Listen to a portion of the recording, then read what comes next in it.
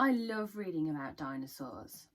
Today's story is about a little girl called Katie who goes on a bit of a dinosaur adventure. The story is called Katie and the Dinosaurs and it's written by James Mayhew. "Come and look, Grandma.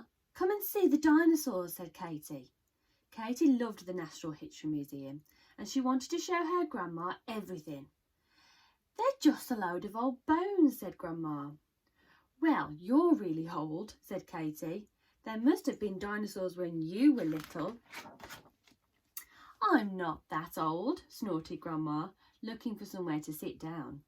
They found a seat next to the skeleton of a fierce-looking dinosaur. "Why don't you go and have a look at those horrible dinosaurs while I have 40 winks," said Grandma. "They're not horrible," sniffed Katie, "but I do wish they weren't just skeletons." And she skipped off on her own, taking her picnic lunch with her, just in case she got hungry. Katie saw all sorts of dinosaurs. Some had spikes, others had horns and wings, some had long tails. She closed her eyes and tried to imagine what they would look like if they were alive. She thought they must have been very frightening with all their sharp teeth and claws. Next to one of the dinosaurs was a corridor. Katie set off down it to make sure she hadn't missed anything worth seeing. The corridor was long, dark, and there was no one around in sight. Katie began to feel a little bit scared. She looked for a way out sign, but there didn't seem to be one. She was lost. "Now what do I do?" said Katie crossly.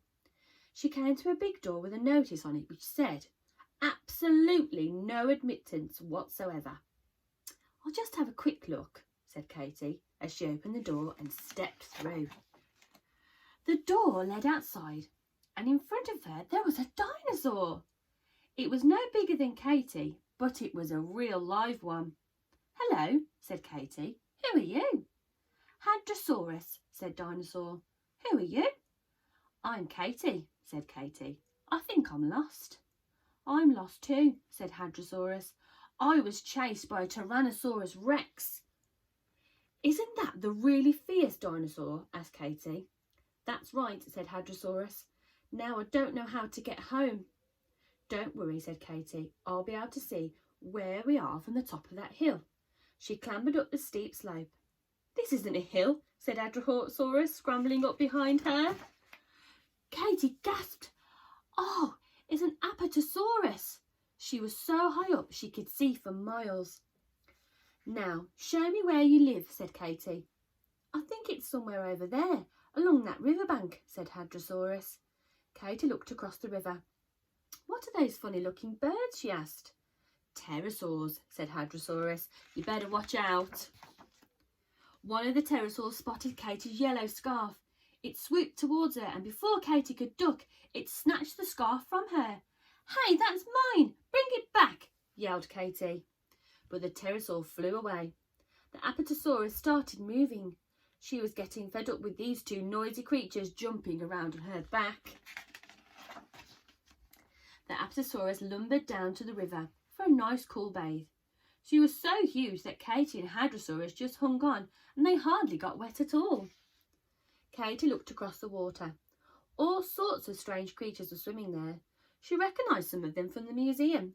The Ichthyosaurus with their long snouts and the Plesiosaurus with their snake-like neck. Before long, the Apatosaurus reached the edge of the water. "Let's go, Katie," followed by the Hadrosaurus. She slid all the way down to the tip of the Apatosaurus's tail and landed in a giggly heap on the ground. "Which way now?" said Katie. "Into the jungle," said Hadrosaurus. The jungle was hot and sticky. Through the trees, Katie could see a herd of enormous dinosaurs. "What on earth are those?" asked Katie. "I don't like the look of them." "Only stegosaurs," said Hadrosaurus. "They only hurt us." "Are you sure?" said Katie, as one stegosaur licked his lips. "Yes, they only eat the plants, I think," said Hadrosaurus. So Katie gave them some grass and they went on through the jungle. Suddenly, Hadrosaurus let out a squeal. There was his family. He hugged them and they hugged Katy too for bringing him back home. I hope you're not going to eat me, worried Katy. Of course not, said Hadrosaurus. We're plant eaters too.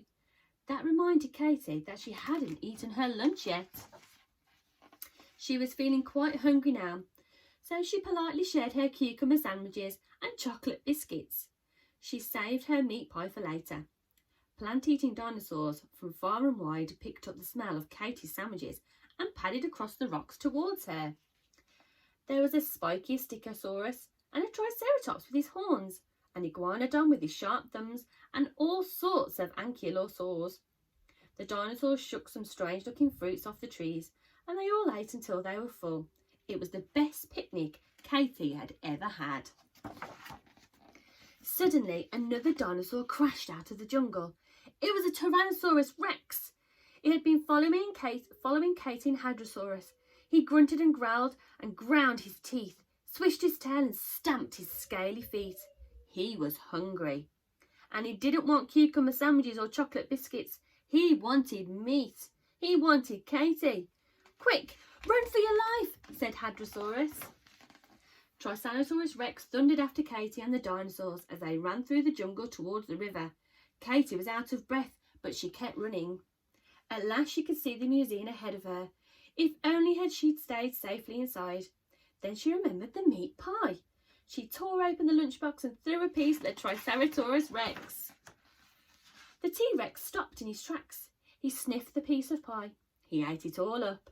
He licked it. He liked it so much that Katy threw him the rest, even though she had been saving it for herself.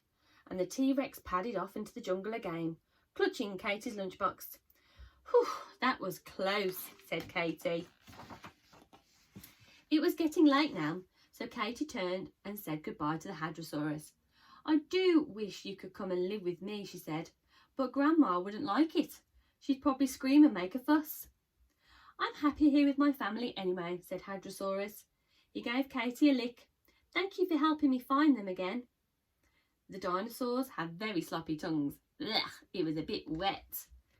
Then she went back through the museum door. This time Katy easily found her way back to her grandma, who was waiting there where she'd left her. Where on earth have you been? Asked Grandma. I've been to see all kinds of dinosaurs, said Katy. Why don't you come and have a look too? All right, said Grandma. Where do we start?